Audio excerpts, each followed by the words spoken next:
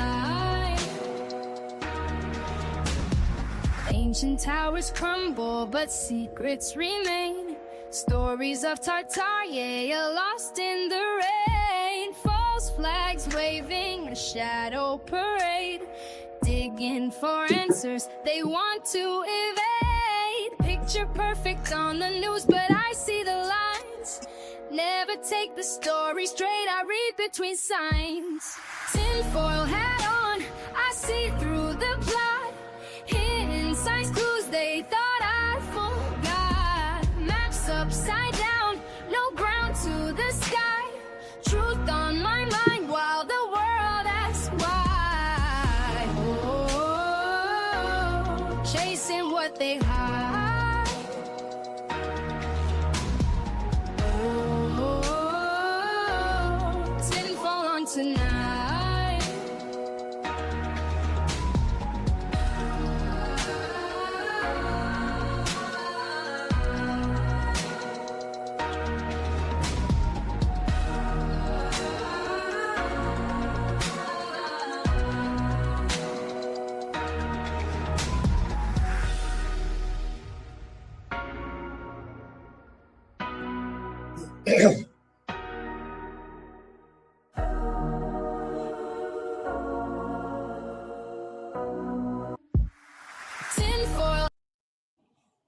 Hello, my friends. Hello, good afternoon to you all. I thought I would bring some content your way. It's been a few days, and I just wanted to say thank you for the love and support I've been receiving. It's amazing to see the reaction to some of the content I've been putting out. So thank you very much for all of you that have tuned in, gave me some of your attention, your time. I really do appreciate it. You may have seen the cheeky jingle that I created over the weekend for a little bit of fun and a little laugh as I was going through the Epstein files, which is not the subject of today's show. All I kept thinking in my head was that. So I thought I'd make a little song and publish it. And yeah, we seem to get a huge reaction across the social media platforms. I got more than, I think, 10 or 11 times the subscriber count that we've got. So, you know, that's got some traction for myself, which is obviously good to see.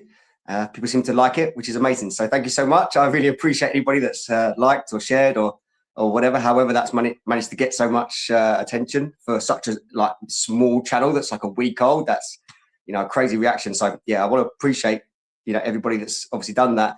I can see there's a few people already live in the show, which is amazing as well. Hopefully we can get more people through. I can actually see your comments today. I've managed to work out some of the logistics, and I can actually see. So welcome to all of you. And if there's anything in the show that I say or anything you'd like to ask, feel free to fire in a comment. I'll try and pick them up and reply to the ones I can. But I can't imagine there'll be too many people here on a Tuesday afternoon. So this was more to put something out onto the channel that people can watch back later on this evening, maybe later on tonight, maybe over the week when you've got a few minutes. But yeah, I just wanted to say thank you and obviously welcome.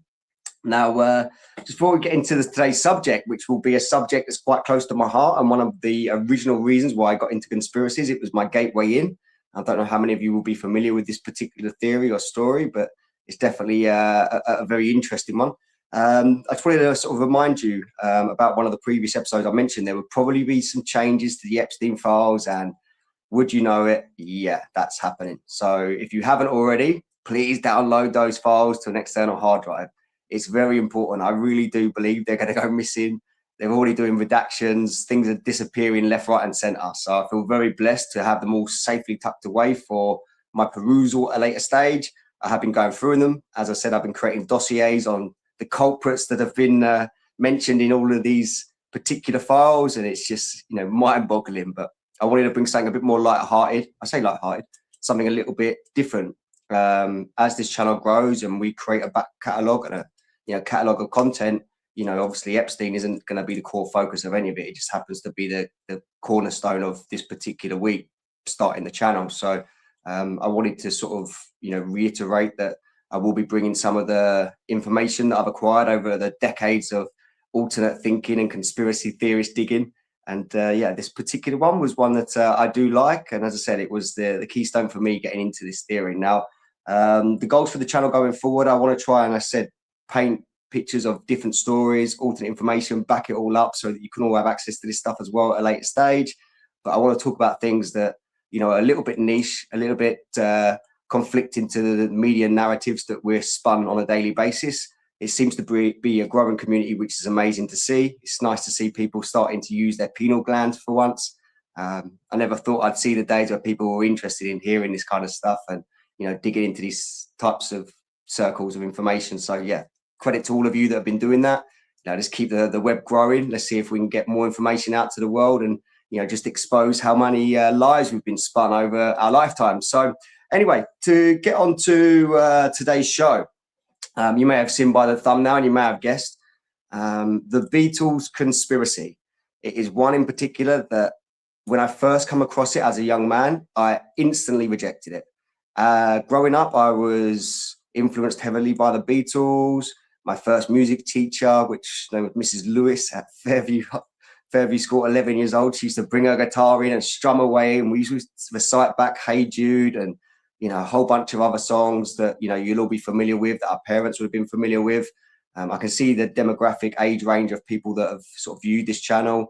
You know, we all seem to be of a similar sort of age. So I'm sure you can appreciate that, you know, as we were young, they were a very, very influential band. Now, the band themselves were one of the biggest bands in the world. A lot of people, younger people, may not realize, but, you know, back in the 1960s, the Beatles were the hottest thing on the planet. You know, this is before the internet, before the world was given access to lots of different types of entertainment. The Beatles were the biggest thing in the world, without a shadow of a doubt. You know, it was, you know, a memorable time for our parents, for a lot of us. Now, there is a story, there is a theory that some of you may or may not know, that in the 1960s, there unfortunately was a death to Paul McCartney. And the Beatles were given the opportunity to keep the band going or finish the band. And they was at the peak of their powers, and they'd just conquered America. Now, I want to bring this story to you, not take up too much of your time today, but I want to highlight some of the, you know, key bits of information that stuck out for me as a young man and really did sort of hit the mark for me. So, you know, if you can just bear with me whilst I sort of rattle through this story, you know, I'm sure you'll enjoy it. So, you know, kick your feet up and maybe sit back. I did try and bring this story to one of the conspiracy shows that we work on called Rabbit Hole Ramblings. Thank you to Sean over there and all of the, you know, support that we get from, you know, the guests and, you know, the people in the comment section, the viewers. You know, it's all amazing. I did bring this story, but it's a very long-winded story. You know, it's very hard to get information out in such a platform. I think it needs to be told as a story. So that's what my objective will be here today, is to try and tell you this story. Let you go away and, you know, maybe look into it yourself on a sort of a personal level and see if you can conclude the same types of conclusions that, you know, I've come across. But it is a fascinating story. It involves everything that you can think of, from government interactions with the band to big money, corporations, you know, lies, all sorts of stuff. So it's, you know, it's a great story, and it's just not covered anywhere. Like, honestly, I'm shocked that this story hasn't been made into a movie or something. You know, like, there's so many movies on Netflix and everything else these days. It needs to be made into a movie. So, you know, I wanted to start this channel off with one of my favorite conspiracy theories, which is the Paul McCartney conspiracy. So here we go. Bear with me. Let's see if we can get into this. Now, in the 1990s, there was a guy called Joel Gilbert. He was the CEO of Highway 61 Entertainment. They were based out of Hollywood in California, and they received in 1999, they alleged to have received in 1999 what was described as the last testament of George Harrison. Now, George Harrison himself in 1999 was, you know, one of the Beatles, one of the remaining Beatles, very, very popular, but he always kept himself to himself, very reserved. You know, if any of you English people are in here or see this video, you'll know that the Beatles were always very, very out of the public light after they retired the band. You know, this always is sort of a bit of a, you know, red flag. You know, these are celebrities, these are high profile people. They very, very step out into public. So they're always straight away off the bat was something that interests me. But Joel Gilbert, the CEO at Highway 61, he alleges that they received cassette tapes with the title of The Last Testament of George Harrison. Now, in 1999, so a similar time frame to when this would have been received by him, George Harrison was actually attacked in his Berkshire estate. You may have seen it on the front page of the newspapers back there. It was, one of the top stories in the UK back in the late 90s. But a man called Michael Abram, he was an alleged crazed fan. He made access to his estate, which is huge estates. And he was alleged to have broken through a window, smashed a window, and made a confrontation with George Harrison inside of his property, at the foot of his spiraling stairwell in his multi-million-pound mansion, which is, again, it's quite hard to fathom that, these rich and powerful people have lots of security. Someone to do something so brazen was always a sort of red flag to me back then. But he was actually hospitalized, George Harrison, off the back of this interaction. He was stabbed in the chest multiple times. The craze fan Michael Abram was arrested, and a 6-inch knife was found on his person that was the weapon of choice. I believe that Michael Abram actually went on record thinking that he'd killed him. So he felt that he'd actually murdered the Beatle. But that wasn't the case. He actually survived. He actually lived for a few more years. And this is when allegedly these tapes were recorded. So his wife brought him a tape recorder into the hospital, which is what these tapes are alleged to be. This is where he made his confessions. He didn't want to die without making these confessions about what the actual Beatles had conspired to do over the previous 30 years. So 2 weeks prior to this particular stabbing, he actually was on record stating that he had gone to Paul McCartney and was going to bring this story to the public. He was looking to sell his story through one of the newspapers, and he was alleged to have made an agreement with 2 high-profile UK newspapers to tell this story. So again, just putting pieces together and dots in a line, it kind of all made a little bit of sense why these tapes would have found their way to Highway 61 Entertainment. Now, the story goes that in 1966, in November 1966, specifically November 9th, 1966, at the Abbey Road Studios, Paul and John, Ringo and George were recording their new album. They was doing lots of work at the time as they had just conquered America. They've done very successful parts in America. Some controversial things they may have done in America. You may be familiar with that. John Lennon obviously claimed that they were more popular than Jesus, which is probably not a good look for a lot of people in a Christian sort of country. But they managed to get around that. They also were targeted by the Ku Klux Klan.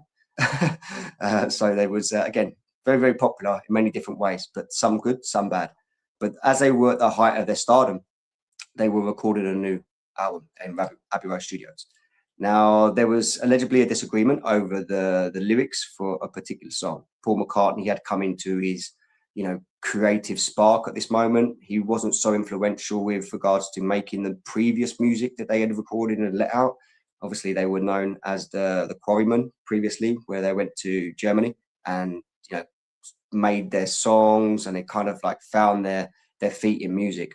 But as they sort of got bigger and bigger and bigger, they wanted to keep evolving their sound. So, there was an alleged disagreement at this particular recording session on November 9th, 1966, between John and Paul. John wanted to have the music more Dylan-esque, who was one of their idols at the time, Bob Dylan, very, very popular musician at the time. He was aiming for sort of a music that was more Dylan-esque, more pop culture, whereas I think Paul McCartney, he wanted something that was a bit more catchy, something a bit more what they would previously been doing. So there's a bit of a conflict in, the direction of what the music was going. Now, in this confession, it is alleged that Paul eventually ended up storming out of the studios, Abbey Road Studios, which is a very famous studio, as you all may know. And he left at 5 o'clock in the morning. Now, if any of you have been to the UK, you'll know that in November, it's not very nice weather, generally, in the UK. It's not generally nice weather there at any point of the year, to be honest. But in particular, November time, it tends to be wet, grey, snowy, very, very bad weather. And on that particular night, it was raining very hard. There were storms which have been checked. We've actually gone back and checked into the, the weather logs. These were, you don't need to because it's England, but, it has been checked that this particular night there was lots of storms, and Paul McCartney stormed out of the Abbey Road Studios in a bit of a huff, in a bit of a disagreement with John, and he stormed off, which it happens. Musical differences. I'm sure egotistical musicians, they don't always agree, especially when there's 4 of them creating one song. But yeah, the way that the story goes is that he stormed off in his white Austin Healey. Now, his white Austin Healey was a very beautiful car back in the 1960s. I was quite privileged to see a few of these in my day. They don't tend to be around so much anymore. They're sort of collectors' cars these days, but they're little small sports cars that were, I believe, made in the UK. You know, very, very fast for the time. But yeah, rich, powerful people had these types of cars, not the average person generally. But he stormed off, and yeah, the story goes that he got down, you know, not far from Abbey Road Studios, only a few miles away, and he picked up a woman who was walking in the rain. He offered her a lift, and they carried on their journey. When this person, this woman who picked up this young lady, realized that she was in the car with Paul McCartney, she went into a fan craze and decided to start hugging Paul in the car, and it eventually led to an accident. The accident was described as being a car driving into a van. The car was alleged to have flipped over, and he was trapped inside of the car. The woman, who not long had been in the journey and not long been in the car, she was able to exit to go and get help. Not long after she exited the car was alleged to have exploded, with Paul McCartney unfortunately still in the car. It's quite a tragic story to start with, but this is the bones of the theory, and this is again all alleged, but this is the story based on the testament. Unfortunately, that was the case. Now, back at Abbey Road Studios, the remaining three Beatles were still working. They were still carrying on their music. You know, they seemed to work all day and night by the sounds of it. They actually, at 6 o'clock in the morning, only an hour later after Paul had left, received a knock on the studio. The studio had an appearance from someone who was dressed in military attire and was alleged to be from MI5. He was always referred to as Maxwell in the stories, and in the testament, he was referred to as Maxwell.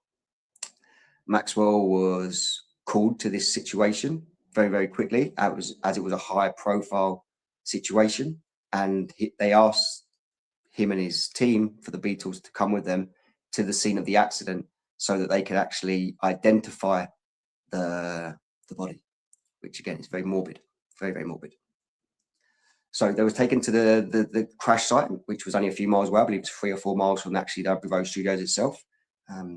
There is actually markers. People have actually drawn out markers where this potentially crash could have happened. And yeah, I would like to look into more of that myself, but never find myself in that part of the world.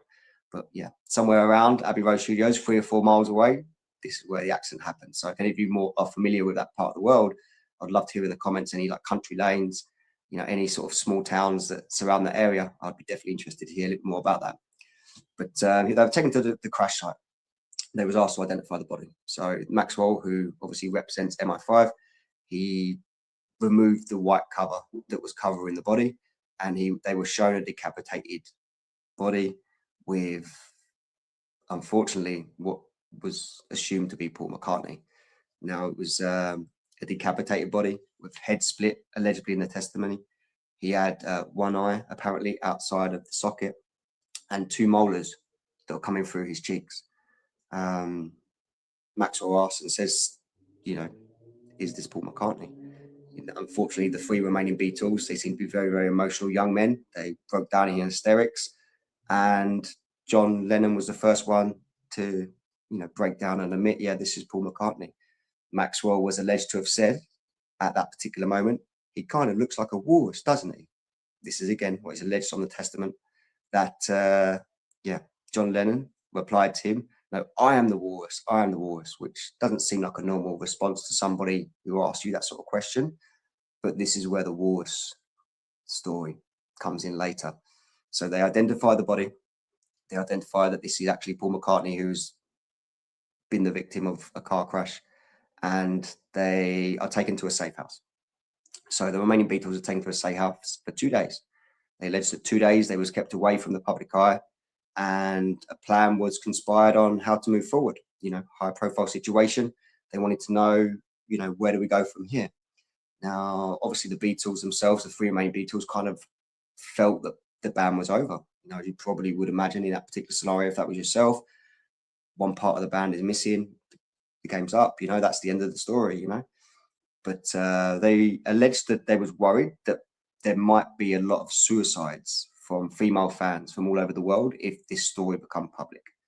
So MI5 offered a solution to the 3 remaining Beatles that could potentially keep this story going without so much potential harm that would go on from this death. And the solution they offered is that they had high-profile plastic surgeons in the times that could actually make somebody with a close resemblance to Paul McCartney with their surgeons basically be a replacement to Paul McCartney, which sounds wild. I'm sure, you know, a lot of people understand that. But, that was alleged what the solution to the issue would have been. So MI5 instructed the Beatles, that's what they would like to do. And obviously they would have to sign non-disclosure agreements, and they would have to then go away and find the replacement. So the Beatles agreed. They decided that they would, the next day, that they wouldn't do any more live music. It would simply be studio work that they would do. And the cover up begins from here. So what they all referred to as Full. If you've ever seen any of the actual live George Harrison news broadcasts from the 1990s, a lot of the time you could make out that he was calling Paul McCartney whenever he referred to him as Full McCartney. And this is where the word comes from, is because it was an imposter. So fake Paul, Full, that's what they referred to him as. So MI5, they got their surgeons on the case. They all agreed. They signed their NDAs and they started doing their studio work whilst the plan went forward for them to find the replacement for Paul McCartney. Now, American teen magazine called Tiger Beat, which was hosted by Dick Clark, American Bandstand. They done a lookalike contest. They picked 3 judges. These 3 judges were out there to pick a winner, and there was never a winner announced. But the judges at that particular moment probably didn't know the weight of their decision. They selected a young man by the name of William Campbell. William Campbell does have a small picture inside one of the actual albums from his application to the American Bandstand contest. And the lookalike was chosen. Many operations would have been done on William Campbell going forward for many, many years going forward to get the resemblance that they was looking for. William Campbell himself, he couldn't believe his luck, you know, like he'd been selected to be a Beatle. So he signed into it straight away. He was put on a salary. He wasn't given rights to the Beatles themselves. He wasn't given any royalties. He was just signed on a high salary that was covered by, you know, the band. I think I remember reading. And yeah, he was happy. So he went through speech therapy. First of all, he was an American man, but he had to go through speech therapy to sound like a Liverpudlian. It's quite an unusual accent. There's a lot of you probably know. But yeah, he straight away, operations, speech therapy. He was a right-handed guitarist, but obviously Paul McCartney was left-handed. So he also had to start learning how to play the guitar just slightly differently, which again is quite a fascinating part of the story. I'm not a musician naturally myself. I don't know how many of you are guitarists. Would it be easy to change hands? I can't imagine it would be too difficult with the right application. And yeah, they started to conspire in the cover-up. There was a book that was inspiring John called Open Boat. It was wrote by Stephen Crane, and this was their ideology going forward. The boat story, the open boat story was about 4 boatmen at sea, and one of them went overboard and it was covered up. So they basically the same sort of type of story, but it was an old Stephen Crane book that they was inspired by. So he used that as his kind of matrix going forward and his mantra. And yeah, they decided to carry on with the cover up, and they used this book by Stephen Crane as, you know, one of their inspirations. Now, they were writing things in poetry as well at the time. They wanted to try and find ways of having an open deniability later on if this ever did come to light. Obviously, they'd signed their non-disclosure agreements with the government, and they wanted to make sure that somewhere down the line, if they ever did come to pass that this information come to light, that they would have some sort of type of deniability in this. So they decided as well that what they were going to do is they were going to start putting clues to their fans. Now, a lot of you might be familiar with the Beatles clues, some of the album covers, which we'll cover shortly here in a minute. But they wanted to make sure that they had some sort of deniability if this ever did come to light. And that was one of their first key, you know, incentives in carrying on with the music. So they set up a corporation at the time so that they could not only pay Paul McCartney or William Campbell, but so they could keep the royalties separately. So they set up a corporation called Paul Corporation. It was originally named Paul, Appaul Corporation, but they were made to change it. So it changed to Apple Corporation, Apple Corporation, or Apple Corp. In the 1969, 1970, they set it up. So, they had a way of paying employees such as, William Campbell, but also to make sure that they were the sole beneficiaries of any royalties, the three of them. Again, this is a financial incentive if you're going to carry on the band. This was the way that they could separate the money without having any discrepancies. So the corporation was set up and they started to leave the clues. So let me go through a few of the clues. If you've ever owned a Beatle LP and you've ever, had one in your hand, there's definitely a lot of clues. So once you've got an eye to see and you kind of understand these stories, you actually can see it very, very clearly. Now, their first album since the death of Paul McCartney was Rubber Soul. That was the first album they released. They was alleged to have wanted to call it Rubber Paul, but George Harrison said that that's probably not a good idea. Let's change it. And John Lennon came up with Rubber Soul. So this is the first album they made since the death. Now, the cover itself is of what they would assume would be Paul McCartney looking at from his grave. So as he's laying on his back looking up, you can see the four Beatles looking down upon him. And this is what they wanted to sort of assume that Paul's soul would be looking at if, he could see them at the funeral. So obviously from the cover itself, the new Paul McCartney was on there and he had lots of scars. So they kind of done it in a way where, their faces were slightly turned. But there's an upside down heart, which is actually the logo of the album, which means obviously lost love to some people. And on the reverse of the album, they had Paul McCartney, or the new Paul McCartney, smoking a cigarette, which at the time was referred to as a coffin now. So they started very, very small. They wanted to make sure that they could leave some clues very, very early, and it gradually gets worse and worse and worse. And, they get a little bit top heavy with it as the story sort of evolves.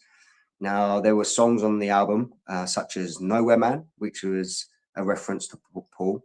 There was Paul McCartney was looking in a different direction on the album cover as opposed to the three remaining Beatles. Now, this was one of the clues they tend to leave a lot on a lot of the album covers. They have three of them looking in one direction, and they always had Paul McCartney looking in another direction. This was to symbolize that he wasn't one of the original Beatles, and three looking, in the same direction were. So this was a common sort of theme that you would see through a lot of the actual album covers. If you ever could get the catalogue of album covers, you'll be able to see this. They broke up with Paul's girlfriend, who was Jane Asher. She was very, very well-renowned actress at the time. So they broke up with her with a typewriter letter off the back of this album. So they went on to the second album. No one picked up on the clues. Let's do some more. Let's go again. So they had, on the second album, it was known as Revolver. This was a reference to the revolving door of one person being replaced by another. This symbolized Paul McCartney being replaced by a new person, obviously William Campbell, and that's where the album title come from. Now, there was too many scars that the new Paul McCartney was receiving from obviously the surgeries he was going through. They couldn't use a photo. This was the first time they'd actually used drawings or artwork as an album cover. Now, there's lots of little clues actually on the drawings themselves. One in particular is, again, Paul McCartney facing away. The person, William Campbell, who replaced Paul McCartney, facing away. There's just one eye on John Lennon, which symbolized the state of being when they actually identified the body. There's a hand on the back of the head like this, like a palm. It's said to be the priest of lowering the body into the grave. There's also a picture of Paul McCartney screaming in one, I think it's in the ear, it's in one of the ears. And it symbolized listening to the clues. So the reason they put Paul McCartney screaming in the ear is it's like, look for the clues, listen, listen, listen. And no one really picked up on it. They had a new sound on that particular album as well. And this was to probably hired more of the bad bass work that the new Paul McCartney was providing. So they changed their sound in this particular album, which again is not unnormal, like for people to like keep renewing their sound and evolving their music. But it was quite coincidental in this particular album. They actually did start using a lot of new sounds to hide the bad bass that was being provided. There were songs on there called Taxidermist. You may be familiar with Taxidermist, which was actually wrote by George Harrison. He was asked to contribute a little bit more into the creative side of things now that one of the main creative influences had unfortunately passed. So he started writing songs, and he wrote one called Taxi Man. Now, the original name for this song was called Taxidermist. If you listen to the words of that song, it'll become apparently clear that that's what they're talking about. They're talking about a dead person. But he wrote a song called Taxi Man on this particular album. There's another one called Eleanor Rigby, which was The Funeral in Blackpool. That was a reference to that. And also as well, there's a song on there called Father Mackenzie. Now, they actually named that particular song Father McCartney, but again, they didn't want to make it too obvious that that's what they were referencing. But now that I've said these particular songs, if you are a Beatles fan, you can go back and listen to these and listen to the lyrics, or look at the lyrics these days with subtitles. When you read them back, it all starts to fall into place. So the next album on there was Yesterday and Today. Still no one had clocked onto the covers. No one had caught onto the clues. No one had actually sort of picked up. So they started going heavier and heavier and heavier. I think they wanted it to be seen, but so they carried on. And it was Yesterday and Today. Now, this particular album had stronger clues. They had a decapitation reference. They also had Paul McCartney sitting there with no teeth like this. His teeth was actually on his right arm. So if you actually can get access to that album cover, Yesterday and Today, which is one of the lowest produced album covers that they've done. Hi, Scott Spurt, thank you very much. See the comments today. Thank you very much for contributing, chipping in. His teeth was on his right arm. So they actually, if you can get that album today, you can actually see that they've actually tried to leave very, very heavy clues on this particular album. Now, Capitol Records wasn't happy with this. On the behalf of Maxwell, the MI5 agent, they asked them to pull the cover. So this is why it's one of the lowest produced album covers out there in Beatles history, is because it was only actually circulated for, I believe, 2 or 3 days before they pulled it. So if you're lucky enough to come across one of those at a boot sale, they're all in white suits. There's decapitated babies left, right, and centre. It's, very strange album cover. But if you ever do come across these, the original ones are worth a lot of money. A lot of money. I did actually buy a lot of these back in the day, like 20 years ago when I first come across these stories. But yeah, always look out for the original Beatles LPs, in particular that one, because it's worth one of the most amount of money of any LP out there. So if any vinyl collectors come across it, look out for that one. But yeah, they pulled it and they remade it. They remade a new album cover which symbolized Paul in a coffin. If you turned it sideways, it was basically 3 Beatles and Paul McCartney sitting in like a trunk, like a luggage trunk. But if you turn it sideways, quite clearly 3 Beatles, one down in the casket. So they were given a lecture by MI5, apparently over the phone, and they turned up at the recording studios. John Lennon was alleged to have been struck by Maxwell. He punched him in the ribs. It's quite important, this, like later on done in the story. But he punched him in the ribs and said, "Don't do this again. We're on to you. Don't leave any more clues. Do that again. We'll make sure that you disappear." So yeah, it's quite an interesting album, that one. But some of the title names on that particular album was Drive My Car, which was obviously how he was when he died. I'm Only Sleeping was another title of a song on that particular album. Dr. Robert, who was a reference to the surgeon at MI5, who was actually providing a lot of surgeries for Paul McCartney or William Campbell. Yesterday, which was a reference to John's grief. Obviously, he was in sorrow that he lost not only one of his close friends when he was a teenager, but also one of his main creative influences as a musician. Act Naturally, which was what they were doing as a band going forward. They was acting naturally through this deception, and We Can Work It Out, which is exactly what the plan was. We're going to work it out. We're going to work it out. So a lot of the titles to these songs were also clues. Which, again, if you go back and have access to these particular albums, you can find them on YouTube and stuff like that. When you listen back to these songs now, as time has gone on with this information, you'll find it very, very fascinating that, these pieces come together very, very quickly, and they were definitely giving hints to the band. So the next album they brought out, which is one of the more infamous albums, in 1967, the Sgt. Pepper's Lonely Hearts Club Band. was one of the most fascinating album covers that I've ever had access to see. If you was ever going to see an album cover with clues and hidden messages, it was definitely this one. Now, if you don't know or haven't seen this particular album cover, I definitely suggest you go and find it and look at it. There is so many clues on this album cover. It's a fascinating one. I actually had 2 copies of it, and I could sit, and every time I would look somewhere on the album or in the reverse or in the inner sleeves, I would find so many new clues that just, I can't mention them all here. But to give you an idea, it was a funeral scene. So it's basically hundreds and hundreds of famous people scattered around the Beatles in the center with a big drum, and then a flower procession floral design, which looks like a funeral. If you've ever seen it, it looks like a funeral. It looks like people at a funeral. It's got the flowers for a funeral. It's a funeral, quite clearly. The crowd was made up of people they think Paul would have wanted at his funeral, which was the method behind all the famous people. So some of their influences: Marilyn Monroe, Bob Dylan. There's so many. Again, I just urge you to go and look into this more. I won't rattle off all the names. I don't know all the hundreds of people that were on the album cover, but there are some very, very popular ones. Now, the actual clues got to another level in this particular one. One of the clues in particular was a mirror through the drum. Now, the bass drum itself, if you held a mirror horizontally through the mirror of the drum, it actually spelled out 1, as in the number 1, and then the word 1, O-N-E, 1 again, and then X, he die, which is fascinating. I put the mirror to it, see it myself, 100%. It's like, okay, coincidence, maybe. But if someone did design that, it is incredible that they have got that much detail and they've designed it in such a way where you can actually see a clue like that on an album cover. It also shows the 9th of November, which was the death date.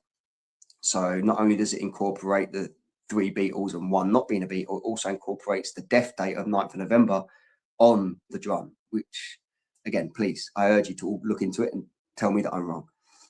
There was a floral procession on the floor, and there was a rugby trophy placed in between the Beatles. At the end, where it says LES of the Beatles, they placed a rugby trophy just off of the center, and it represented lies. So as we go through it, we can see that there's lots and lots of clues here. The yellow flowers on the floor actually spell out Paul, but also represent his left-handed bass guitar. So there's obviously 3 strings for the left-handed guitar, which represented the 3 Beatles. And there was, on the right-hand side, there was a doll with, I think it had like an angel of death and a blood-soaked glove on the right-hand side of the album cover. So there's so many, honestly, on this particular album. It's just, I could sit here all day going through it. But Stephen's crane hand was also placed above his head. Like I mentioned earlier on, that was the reference for, Father Mackenzie. And Paul himself, who wasn't actually in that photo, that actual photo was a cut of the 3 Beatles on that album cover. The Paul McCartney that you see on that album cover is actually a cardboard cutout, and he's being propped up by the other members of the band. So they didn't actually use Paul McCartney or William Campbell in that photo shoot. It was a cutout of Paul McCartney being held up, which referenced what the remaining members of the band were doing. They were propping up Paul McCartney. So as I said, these album covers start to get wild and wild and wild. But in the inner sleeve of that particular album, if you remember anyone owned LPs, they used to have like a material, not like a plastic, like a paper. It was a paper that you would get, and it was actually at the bottom, it was like blood soaked. So there's like this red kind of like liquidy, like it had been spilt on the bottom of it, like a stain. But the inner cover actually was like a representation of a blood soaked sleeve for the vinyl. So again, fascinating information. They started to evolve with the music as well. This is where they started to branch out into some of the backward masking that some of you a lot may be familiar with. One particular, it was a fake mustache, was on Reprise Reverse. Also as well on, he went on TV with a fake mustache, Getting Better as well. These were all backward masked into each of the individual songs. So they missed him so much. They were getting very, very guilty with it and had a very heavy conscience on obviously the cover up that they were conspiring in. And they was getting more brazen with the clues they was letting out. Again, I would love to know more people that have come across these conspiracy theories. And sorry, Scott Spur, I'm not crazy. This is one of the most wildest stories that is never told. So I wanted to bring it to the channel. I wanted to try and show people that this is something that needs to be investigated, and there should be a movie about it. Of all the bad movies you see on TV, this needs to be made into a movie. But at the end of this story, you'll understand why they haven't made it into a movie. So they decided to go to India in 1968, the following year. They went to India. A lot of people were familiar. They went to India. Mia Farrow, and I think there was a little conglomerate of celebrities that went. But the actual incentive for going on this trip is they was trying to go and see a healer there who they believed could actually place the original Paul McCartney's soul into this replacement, William Campbell. They didn't let him know that was the purpose of the journey, but that was the reason why they'd gone on this particular trip. So Mia Farrow just broken up from Frank Sinatra. They're all there. There's lots of images of them coming off the plane. And they tried to place Paul McCartney's soul into William Campbell, but were unfortunately unsuccessful. His name was Marihishna Marwesh Yogi, his name was. There's videos of this guy. He is very highly regarded in these particular circles. But at the time, he was basically a big healer, and he agreed to try and do this, but they were unfortunately unsuccessful. So Maxwell eventually realized that the Sgt. Pepper's Lonely Band Club album cover was exactly as I've just described there, a funeral cover, and he was very, very angry. So the surgeries were coming to an end.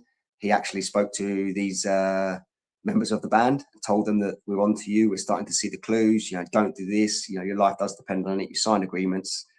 We catch you again. This is going to be a big problem. So Paul McCartney himself, or William Campbell, he was doing so many surgeries. He was smoking lots and lots of weed. He was also experimenting with LSD for the pain, which again, a lot of people are familiar with. He actually admitted this to a reporter quite wildly, as you would do. And he was given a lot of high profile treatment from the news media and public spheres that he was, a big drug abuser. So this was something that was quite, frowned upon in the late 1960s, but also highlighted the whole sort of movement of the time. Now, the next album was the Magical Mystery Tour. So they'd been warned about the clues. They still wanted to continue with this. They still wanted to continue with finding ways of notifying their fans that this is what's going on. And they decided to do this on the next cover. Now, the next one, like I said, is Magical Mystery Tour. It's a picture of the Beatles. One of them's dressed up as a walrus in the center. It's got like a design at the top, kind of like stars that are spelling out the name of the band. And they kind of like slipped up a little bit here. But John Lennon is alleged to be the walrus here. It's a reference to the conversation he had with Maxwell at the crash site of the walrus. So they're now starting to rub it back in their face a little bit that, we're starting to tell people, but no one else knows that story yet. So they would, make themselves feel better, I guess. But the Beatles itself on that particular album cover, the title of that album, Upside Down, it gave a phone number. The phone number, if you turn that album upside down, was 537-1438. And the way they had designed it, it's clever because it spells out the Beatles, but also as well, upside down, it looks like a phone number. So people started calling this phone number. And John had bought it off of the London Phone Exchange, forwarded it to a funeral home. There was no other reason. He just decided to get a phone number, forward it to a funeral exchange. And his name's on record as being the owner of that phone number. So unfortunately, that was one of the mistakes I think that he made. Inside the sleeve, it exposed Paul's photo, not looking like Paul. In that particular album, they actually put like in the inner sleeve of the LP, they messed up by having one of the post-surgery photos of Paul McCartney, and it looks nothing like him. He's got a swollen face and, looks all beat up, and it's, it's a very, very damning photo that they included in the inner of that particular LP. So it's quite a lot of clues that they leave on these ones. But in that particular album, there's screeching tires and explosions at the beginning of the first song. I'm the Walrus single. Obviously, they put it across Paul's head on the reverse where they put the names of each of the songs. Eggman, which was one of their more famous songs off of that album, was a reference to Humpty Dumpty, about smashing his head open. Strawberry Fields, which is one of my favorite Beatles songs growing up. There's a backward masking in it. It says, I buried Paul. Backward masking is just basically, at the time, an LP would only play one way. But if you pulled it back manually in reverse, it would sometimes, well, it would make a different noise, it'd play a different song. So this is why these original LPs are very, very valuable, because people have scratched them all up backward masking it. But this is what they were doing, and they was leaving clues with regards to the backward masking that they innovated. Blue Jay Way, they'd put some backward masking on there that says, please somebody get me out. Please somebody get me out. Sorry, terrible impression. Someone needs to compile a bunch of these backward masks on YouTube. I did have a look. There is a couple of videos that people have done. Maybe going forward, I'll actually do that myself, because it definitely needs to be out there in the world, because it's, you know, it's incredible when you hear that they've been putting the clues backwards in the music. There's nobody out there that's actually playing with their LP player, rolling them all backwards, you know. But as the story goes on, you'll find out why people started doing that. Paul is Hare Krishna was also there. Paul is Hare Krishna, it seems. You know, these were all different backward masking of the particular album. The day of the album release, at Abbey Road Studios, Maxwell turned up at the band's door. He kicked through Ringo's drum, allegedly by the testament is what was said. He punched John in the ribs and took them to the warehouse. They was basically, you know, taken hostage. They was probably a very close point to being killed off, I think, at this point. If you was MI5 and they were giving away the secrets and stuff, you'd probably find it would have been in their consideration to actually at this point end the band themselves, you know, by hook or by crook. And I think that's where they were at. So they were given an ultimatum that, you know, this is the last straw. You know, we don't have any more of these problems. You know, like, you're the biggest band in the world. Like, what are you doing? Like, but their conscience has got the better of them. It would jeopardize support for the intelligence service if this was made public that what they were doing. You know, the car accident, you know, was a good solution to it, but unfortunately, as I said, you know, it does compromise the intelligence services a little bit. And in this particular warehouse, they was told to carry on with the plan, but if they carry on with any more clues, a car accident or a deranged fan will be their ending. And that was the quote, again, that's in the testimony of George Harrison. You'll be met with a car accident or a deranged fan will off you, which again comes into play later on, obviously, with what happened with George Harrison, as I mentioned at the beginning there, but also what happened with, you know, John Lennon, you know. So it's quite interesting that, you know, these things are mentioned earlier on in the story before they come to pass. So the next album was the Beatles' White Album. Now, this was, you know, them being very, very cautious about the warning they'd been given. They were kind of probably scared for their lives, I'd imagine, probably rightly so. So the next album was the White Album. This was to satisfy MI5, and, you know, there's nothing on this album. It just says the Beatles. There's no clues. There's no hidden messages. It's just a White Album that says the Beatles. And if, you know, it's a very long way from what they've been doing previously to do that. So there obviously was an intervention there at some point, like probably that interaction there I explained was that they would do that. I completely understand. If I was in that situation, that's probably what I would do. Okay, just Beatles. There you go. There you go. It was to appease them, so they would obviously be aware that, okay, they're taking our threat seriously. This can continue as normal. You know, throw them off the scent a little bit. So I think there's a mirror on this one as well. If you put a mirror on this particular logo, it's a very weird font on this particular album. It just says the Beatles, but if you put a mirror on it, it says He Be Ice 3. They quite like the mirror thing. I don't think that they was aware that MI5 hadn't picked up on it. So He Be Ice was the only clue that was in that particular album cover. And this is the album where they included William Campbell's passport photograph actually in the bottom of the collage in the center of the vinyl sleeve. So if you look into the center vinyl, if you have access to one of these albums, go to the very, very bottom on the left-hand side, and there's a guy there, some random guy with glasses on. And yeah, this is the person who actually won the contest to become Paul McCartney. So they were kind of still willing to leave clues, but, you know, they wanted to make sure that MI5 and whoever was threatening them understood. Yeah, we get the message loud and clear. Hi, Rob. Nice to see you all. I can see the comments today. Thank you very much for your contributions. I do appreciate everybody chiming in with some comments. So thank you very much. Nice to see you all. Don't expect too many people to pop in here on a Tuesday afternoon. But yeah, hopefully this is good information that people can refer back later on. So on that particular album, there were songs such as Glass Onion. I told you about The Walrus and Me. Well, here's another clue for you. The Walrus was Paul. That was one of the lyrics in the song. People thought it was a reference to the album cover, obviously on the previous album, which was the Magical Music Tour one, where one of them was dressed up as a walrus, but it was, you know, a reference to actually Paul McCartney dying. Yeah, there's I'm So Tired was Backward Masked. In Revolution 9, it was to reference the 9 letters of the name McCartney, and also the most infamous backward masking was on this particular album. It's the Turn Me On Dead Man. Now, this is the most famous one. If you type in backward masking the Beatles, the one that you'll find a lot is the Turn Me On Dead Man. Turn me on, dead man. Turn me on, dead man. Turn me on, dead man. Fascinating that they still left these clues in there, but they didn't go quite as crazy as they did on the previous ones. Now, what happened next is the beginning of the end for the Beatles. In 1969, on the 12th of October, a DJ from America, from Detroit, called Russell Gib, he was a disc jockey from America. He actually started to play these backward masking live on the radio.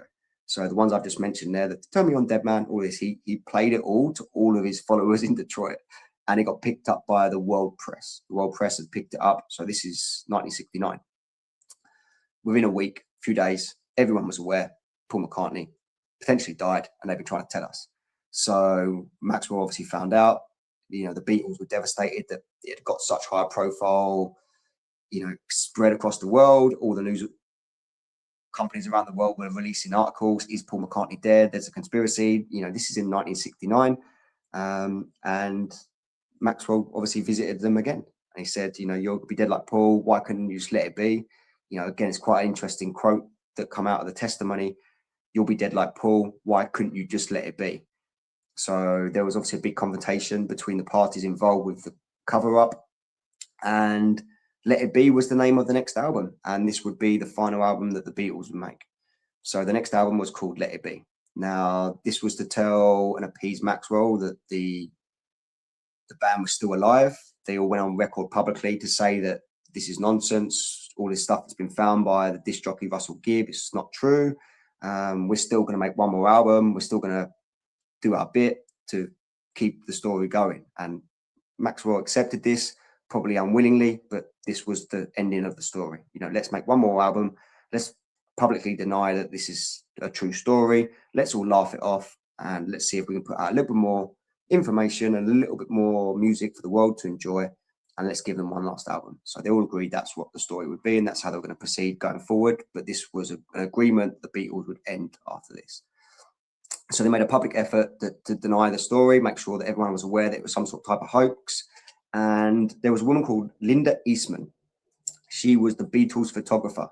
At this particular moment in time, she was aware that there was something wrong, and she jumped on the bandwagon of trying to blackmail Paul McCartney. Now, she asked for silence for marriage and also wanted Paul McCartney or William Campbell to help her become a singer and a musician. Now, had she become, obviously, Linda McCartney. So if anyone knows who Linda McCartney is, she, you know, was a backing vocalist for Paul McCartney going forward. He successfully, obviously, agreed that for her silence that he would marry her. She was quite good looking anyway, so he was quite willing just to, yeah, okay, fine, yeah. Well, he went along with it. He got blackmailed by her, and he married Linda Eastman. Now, there was arrested in 1982 for the weed that he was still smoking. He was still heavy on the drugs. He was still doing lots of crazy stuff, you know, to sort of cover up the pain from all the surgeries that he'd been going through, you know, relentlessly over the previous years. And yeah, he was arrested in Japan. He was just about to do a tour, and unfortunately, he was kicked out of the country. So he went on record, apologized on the news that he wouldn't be able to make this one, and he would come back at a later stage. Now, that's away from a lot of all the clues. This is away from a lot of the things they were telling everybody. But just to sort of finalize the story, Paul McCartney didn't attend the Hall of Fame induction in 1988. So William Campbell, the person that became Paul McCartney, he didn't actually attend the induction Hall of Fame, which was just Ringo and George that attended. In that particular interview, when he was asked afterwards, George Harrison, about being inducted, he actually referred to Paul McCartney as fool about 6 times in the same interview. So I think they just had enough of the whole scenario. I think they'd all fallen out. Obviously, Paul McCartney was on a salary. He wasn't making royalties off of the huge success that the Beatles had become in the previous 20 years. So there's probably both sides upset. You know, he sacrificed sacrificed his life to become a Beatle when he was on a basic salary. So anyway, going forward, in August 1993, so a decade or so later, the person who was responsible for the car accident, a young lady named as Rita, she contacted Paul McCartney. Now, she actually contacted him and did the same thing that Linda Eastman did. She blackmailed him for her silence, that she wanted to be married, and that was what was going on. So Paul McCartney, he was obviously with Linda. He had the decision to make. So he contacted MI5 and they tried to kill her. Now, this woman who, as I said, referred to as Rita, who was the person that was in the original car accident, she is alleged to have been quite a high-profile person that a lot of people may know. But they tried to kill her. She lost a leg, and a new ID was given to her as Heather Mills. So again, this is just alleged. Don't shoot the messenger. This is just what the story is. I'm just replaying the story. Heather Mills has come out, quite publicly many times and talked about something similar. If anyone offers her, there's, a dead man switch that she's got where she can release lots of information. She basically blackmailed Paul McCartney, and long story short, she ended up being with Paul McCartney. Now, John was obviously killed in the 1980s. So he was killed by a deranged fan. He was scared for his life, which is, after this all wrapped up, he had gone to America, tried to move away from the public light, spent a lot of time in bed with, his new wife over there. And he tried to get away from all of this. But unfortunately, Mark Chapman, I believe his name was, the rage fan, he got the best of him. And he also managed to, unfortunately, get to Paul McCartney, so to John Lennon. So this story, involves a lot of conspiracies. There's lots of stories. But I want to wrap this up with something quite interesting, which sort of tied it all together for me when I found this out. Now, the Beatles in 1978, they started to have law problems or legal issues, court cases with a company called Apple, computer manufacturer. So I remember I told you at the beginning of this particular story that Apple Corp, which was Apple Corp originally, they owned all the music rights to the Beatles. They'd been acquiring music rights all over the place, left, right, and centre. They had the biggest back catalogue of music all over the world. There's a very, very, very wealthy company that they managed to build and acquire. Now, they started to have lawsuits with the actual Apple Inc., as we know them today, over trademark issues for the name. So Apple Inc., who were the computer manufacturer, actually paid Apple Corp 3 times in court. In 1978, they lost a lawsuit, which they had to pay $80,000 to. In 1991, they settled a court case for $26.5 million. And finally, they took the court case to the UK courts in 2007 and made a settlement with Apple Corp for all of the rights, and including the trademarks for Apple Corporation. So they kept violating basically the original agreements Apple Inc. did, or Apple Computer Manufacturer did. And in 2007, June 2007, just shortly after this agreement for $500 million was made between the two parties, Paul McCartney released a solo album. I believe it's called Memory Almost Full, I believe the name of the album was called. And Apple Inc. aired the ad for the lead single on that album, which was called Dance Tonight, as part of the new iPod range. So after Apple had actually acquired all the rights, all the music rights, and made a huge payment for $500 million, within a month, they're straight out, Paul McCartney, here's your payday. And in September 2007, so only 3 months after the court case had finished and been settled, Apple Inc. did a press release and TV ads for the new product, which was called the iTouch, and some other products, but the main one was the iTouch, that one. And they titled the launch, Beat Goes On. Now, that's a reference to Beatles Goes On, and which was the title of the last press release by the Beatles. So there is obviously some sort of type of hidden information or message in between all of these settlements. But what always brought it back to me was that these lot have been in court since the 1970s. That's the sort of gist of this information, is that they've been in court for 30 years, these two companies. It's got to be one of the weirdest lots of lawsuits that I've ever come across. But the point is that the Beatles were clever enough to set up the corporation after Paul McCartney died. Paul McCartney, was on salary, and they had an agreement where no one else could publish their music because they were the sole right owners of the music. So Apple Inc. at the time, or Apple Music, had just branched out into iTunes. This is why the Beatles stuff didn't come on until really, really late. But what they eventually done, after the court had done the settlement in 2007, they remastered all of the music for the Beatles back catalogue and they released it onto iTunes, I believe, 18 months later. So, yeah, there's lots and lots of interesting points to pick up on here. There's also another theory as well off the back of this particular story that some people believe that Steve Jobs could have been John Lennon. Now, I'm not really buying into that story, but yeah, it's quite a fascinating story. But this is one of my first dips into the rabbit hole as a young man. So, yeah, thank you for all the contributions. Hi, Matt. Nice to see you all. Yeah, these are all famous people. Thank you, everyone. Oh, I can see everybody in the chat here. I can see the comments today. But if you've never gone down this rabbit hole of the Beatles conspiracy, Paul McCartney stuff, you know, hopefully this gives you a little insight into the story.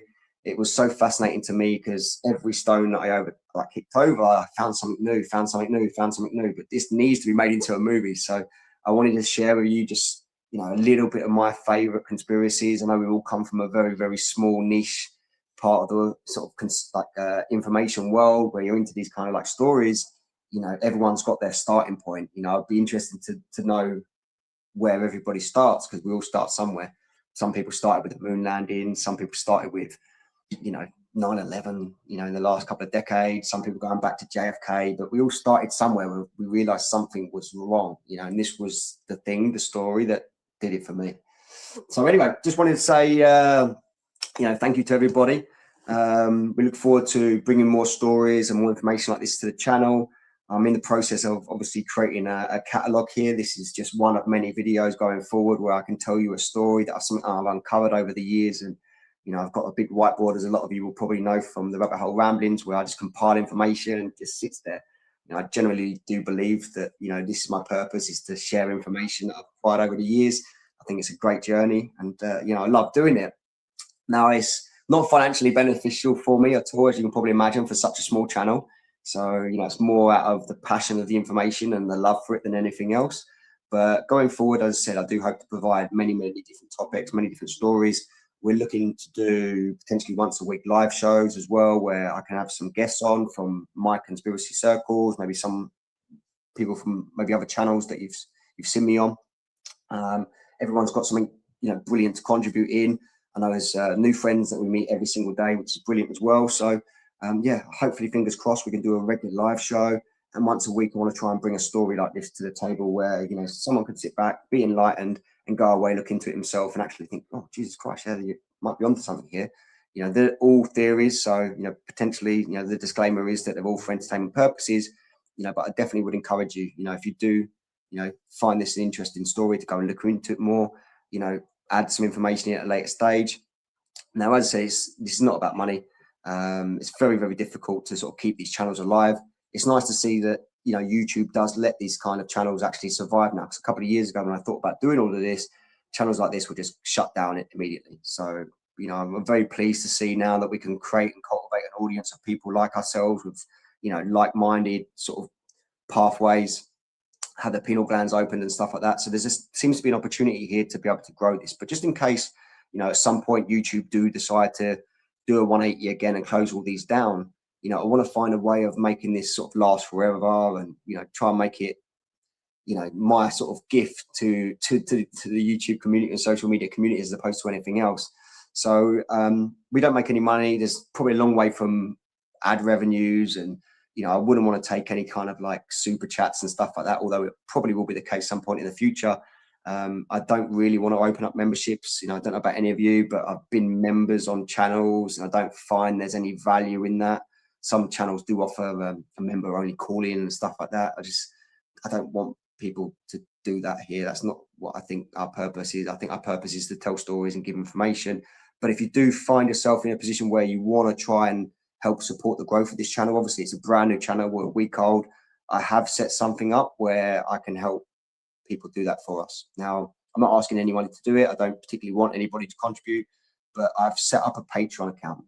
Now, the reason why I've set up a Patreon account is because what I can do in a Patreon account is I can actually catalog each of these individual videos for future reference in case the channel goes down, and include the evidence that I've come across. Now, I've got so many files on each of these subjects that we covered here.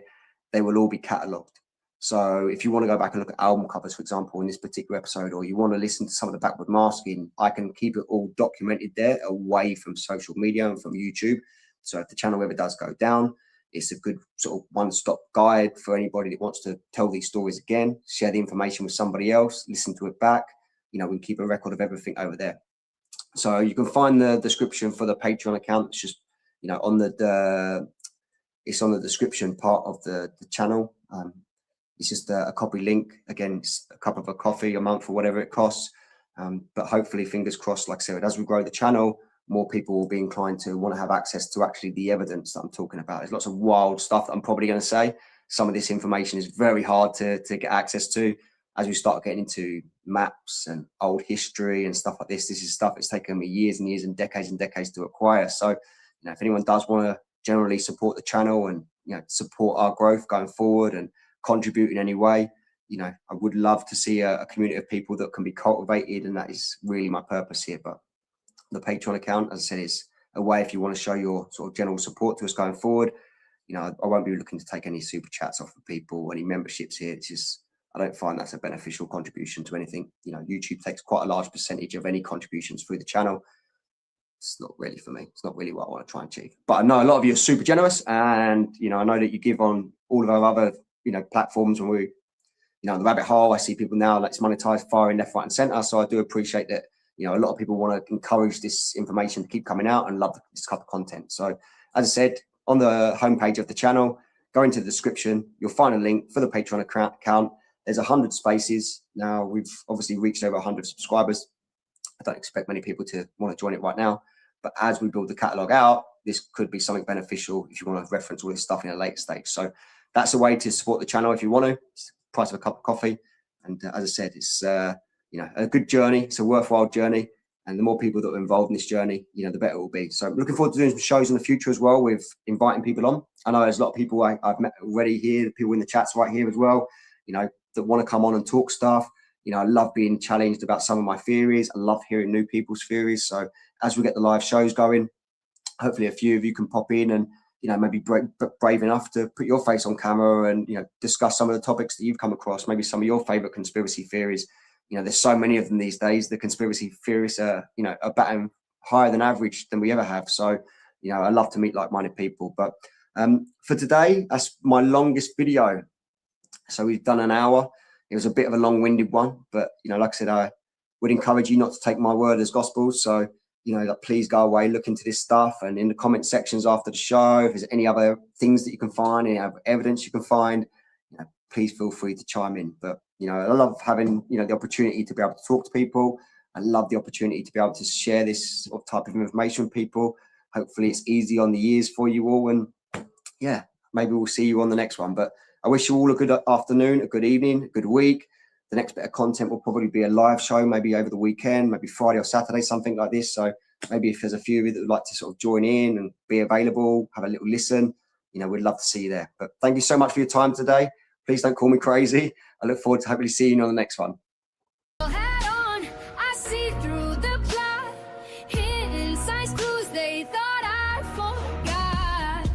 Upside down, no ground to the sky.